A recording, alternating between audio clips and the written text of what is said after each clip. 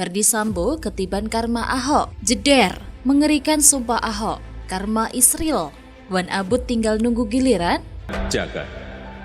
Saya sudah titip juga ke Kapolri, Kapolda yang tidak bisa menjaga sama. Diperingatkan, memang sulit, tidak bisa mengawal, tidak bisa menyelesaikan yang berkaitan dengan agenda besar negara kita. Ya maaf, ganti. Dan tim sus telah memutuskan untuk menetapkan saudara FS sebagai tersangka. Sering, kenapa mereka tidak marah? Nah, karena yang mengucapkan Ahok. Ahok ini adalah isu atau objek yang seksi untuk ditembakin oleh mereka. Nasib yang menimpa Jenderal Bintang 2, Irjen Ferdy Sambo, kini dinilai buah karma menzolimi Ahok atau Basuki Cahayapurnama. Ada yang meyakini demikian. Salah satunya diungkapkan oleh akun Instagram influencer @zanzanbella yang mengatakan karma Israel, dikutip dari Hops.id pada Sabtu 20 Agustus 2022.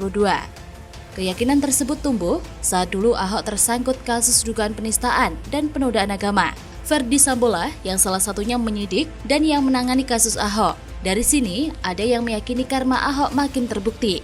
Saat ini, memang FS tengah jadi perbincangan hangat di tengah masyarakat. Apalagi dianggap sebagai musuh bersama bagi masyarakat karena kasus menghabisi ajudannya. Kemudian, kasus tersebut disangkut pautkan dengan karma menzolimi Ahok. Ferdy Sambo dulu turut menangani kasus dugaan penistaan agama BTP dan berujung penggiringannya masuk rutan 2 tahun oleh putusan pengadilan. Pada penghujung tahun 2016, Ferdy Sambo terjejak ikut menangani kasus Ahok. Dalam surat panggilan tertanggal 30 November 2016 yang ditandatangani Direktur Tindak Pidana Umum Bareskrim Polri, Brigjen Agus Andrianto, Ahok diminta menghadap Kombes Ferdy Sambo pada Kamis 1 Desember 2016 di kantor Propam Mabes Polri. Kala itu, keperluan penyidik memanggil Ahok adalah untuk menghadap Jaksa Penuntut Umum Kejagung dalam pemeriksaan tahap 2 dalam kasus dugaan penistaan dan penodaan agama. Nah, nama Ferdy Sambo yang kini terancam hukuman pidana berlapis karena menghabisi Brigadir J yang dianggap kena karmanya Ahok. Tentunya warganet tak lupa dalam sidang vonis pada tahun 2017 silam. Ahok menyampaikan kata-kata penutup yang meyakini semua yang menzoliminya akan dipermalukan satu persatu. Percayalah, sebagai penutup, kalau Anda menzolimi saya, yang Anda lawan adalah Tuhan yang Maha Kuasa, Maha Esa. Saya akan buktikan satu persatu dipermalukan. Terima kasih, ucap Ahok di persidangan. Setelah mengucapkan itu, sidang ditutup dan Ahok langsung dikirim ke Makobrimob Kelapa II Depok, Jawa Barat untuk menjalani hukuman 2 tahun penjara. Bagayung bersambut, nyatanya karma Ahok sudah makan banyak korban. Masih berjalan dan belum selesai sobat. FS selaku otak di balik kasus yang menghabisi nyawa ajudannya adalah salah satu di antara sekian banyaknya korban karma Ahok. Sungguh menakutkan, karma pala yang menjadi sebuah hukum timbal balik. Sebab akibat dan tabur tuai yang sekarang sedang berjalan di bumi Indonesia ini. Indonesia benar-benar sedang diperlihatkan bahwa menzalimi orang baik akan mendapatkan karma yang lebih kejam, sadis, dan satu persatu orang yang menzalimi orang baik dipermalukan dengan cara-cara yang ajaib. Mereka dipermalukan dengan telak, mutlak, tidak ada ampun, benar-benar tidak diberikan ruang sedikit pun untuk membela diri. Mereka terkena langsung karmanya, yang bisa kita sebut celaka, azab, atau apapun itu. Doa orang tertindas biasanya langsung didengar, mendapatkan prioritas, priority seat, enjoy the soul.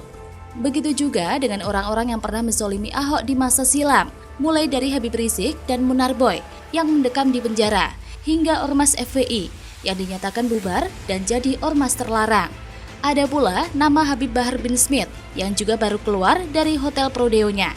Kemudian almarhum Ustadz Tengku Zulkarnain, ada juga almarhum Ustadz Maher At-Tuwailibi, dan almarhum Ustadz Arifin Ilham yang wafat dalam waktu berdekatan. Bahkan Buniani yang pertama kali memviralkan potongan video Ahok menyusul masuk penjara selama 1,5 tahun. Terbaru ada nama almarhum Haji Lulung yang meninggal akibat serangan jantung. Mereka adalah golongan orang-orang yang getol menyuarakan Ahok masuk bui dan menghancurkan karir kepemimpinannya selama 3 tahun karena isu sara rasis yang digaungkan oleh Rizik pendukung Anies. Apalagi melihat rapor merah Anies Baswedan jelang akhir masa jabatannya semakin menarik simpul-simpul karma Ahok yang naik ke permukaan. Bukannya jelang lengser, dia fokus ke penuntasan program prioritas.